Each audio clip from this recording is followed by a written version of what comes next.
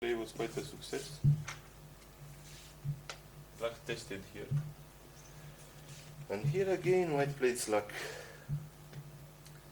Again I was not very sharp. In the real game I played this move, which is a very natural move, but it doesn't really affect black very much. But white could have chosen to play this, which is taking more points of territory, but most important, next move, if white can play here, then this territory becomes perfect and it's quite big. So of course black will play here, but then white wants to come back and fix the shape, and there's some cutting points in this area, and this is almost connected. So this is quite a big success for white. So again, if we calculate, okay, 1, 2, 3 principle now become 1, 2 principle. If we calculate 1, 2, it's usually good idea to try to play where the opponent played if we don't like the result. So this is how we find a nice tesuji. It's also the shape. These two stones and these two stones, the shape is here. So if white play here, you have very strong shape. If black play here, it spoils the white shape. Okay, so even if a white stone is here, this is still shape. If black connects, if white connects here, then black can capture these stones and is very satisfied. White's strongest move to resist is to play here, but now black has a very good timing to play here and threaten steal the cut. White can connect. Black would like very much to come here and destroy white's territory, but this can be quite dangerous because white will counter-attack. Like this, now probably this group or this black group, one of them will die. This is too dangerous. So black has to come back, and white can come back to enclose completely the territory. This was a much better way to play than in the game, actually. This was a bit slack move. My reason to play this kind of slack moves one after the other was that I still aimed at this vital point here.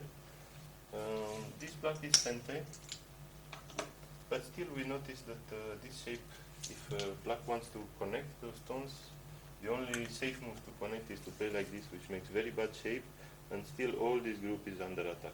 All this group has not a good shape. So probably right now, if white starts directly to play like this, black will just resist on top.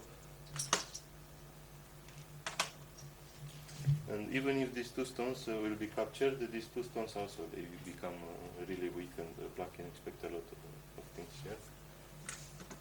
So this was another one of the focuses in this game, in the middle game. White wanted very much to play here, but the timing when to play this, it's very difficult. After playing this with this stone becomes Kikashi, and like any Kikashi move, as we said before, a Kikashi move becomes a light move. Now black will find easy to throw away these two stones. If white tries to capture them, black will just give them away. It's not so clear anymore that white profits by capturing these two stones. So anyway, for the moment the fight is finished on this side. The white made this territory. Black lived here, white lived here. Black had some potential here, but with some weakness left behind. There is also this weakness here left behind, which is very important. This kind of cut is very, very dangerous. Black has to be careful, but at the same time, if white starts too early to play like this,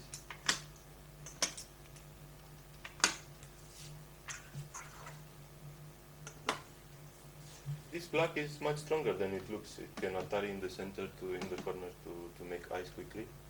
And by playing these two stones with these two stones, white destroys this side, but it's almost losing the stones in the center. So as you notice, in Go is very difficult. There's many things we want to do, but the timing, when we go for one move and when we go for another move, it's very difficult. We have to wait, to be very patient, and try to find the good timing to go for it.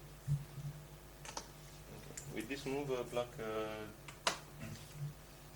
chose to go for this side in a very big manner. Protecting the cut was important. And of course, now white cannot really afford to let all this side to black. This is very big. If black gets one more move around here, this becomes extremely big. Also, to play from the center is not so satisfactory if black defends still the side is big. So white's only option is to enter. But actually we know that this kind of move, for example, playing first here and then extending, or sometimes just extending here, this is just a key. Black should have played like this if he wanted safety on this side. But like this, he still has this problem, and probably white can start erasing this territory, looking at this cutting point and erasing like this. If black defend, white come here and he say, I cut you, I enter, I cut you, I enter. So all the time some target.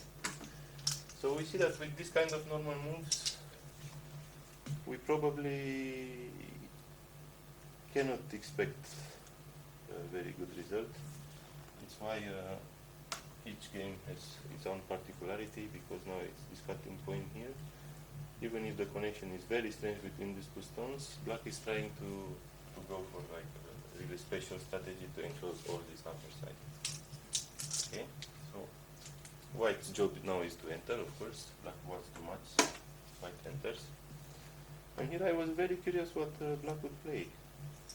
But his decision was interesting. He just jumped, separate the white stones, and say, okay, I will attack this stone. I'm very strong here in this area, so now this stone I will attack. And here, after so much analysis and things, I think probably it was much better to play the natural move. This kind of move that some people love to play and some people hate to play because it's too natural, too easy. So we always try to find something better. But, it's medium problem. I was actually worried that the center will become too big. After this, it still feels very weak, so I should play something more. But with this kind of move, the center area starts to look extremely big. White is a bit worried about this kind of play. This was the reason why I chose to jump and cut this line, not let black connect so easy with these stones. And by arriving in the center, white can also hope to somehow connect with these two stones. Of course, white is still aiming at this group entirely.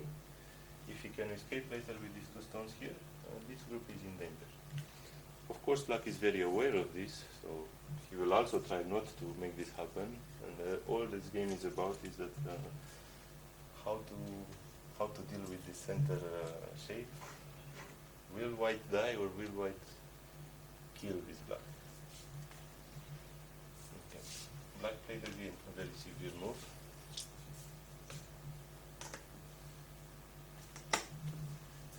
And here, normally if white push and black just block like this, the only way to play is to cut. And this is probably what white should have done. Again,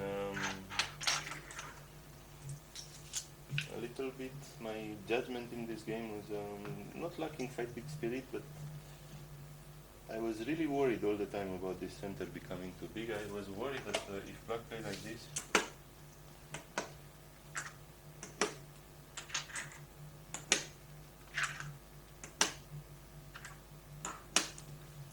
something very bad will happen for white here. But if white resists everything, already the profit white gets here is so huge that if black now doesn't kill everything here,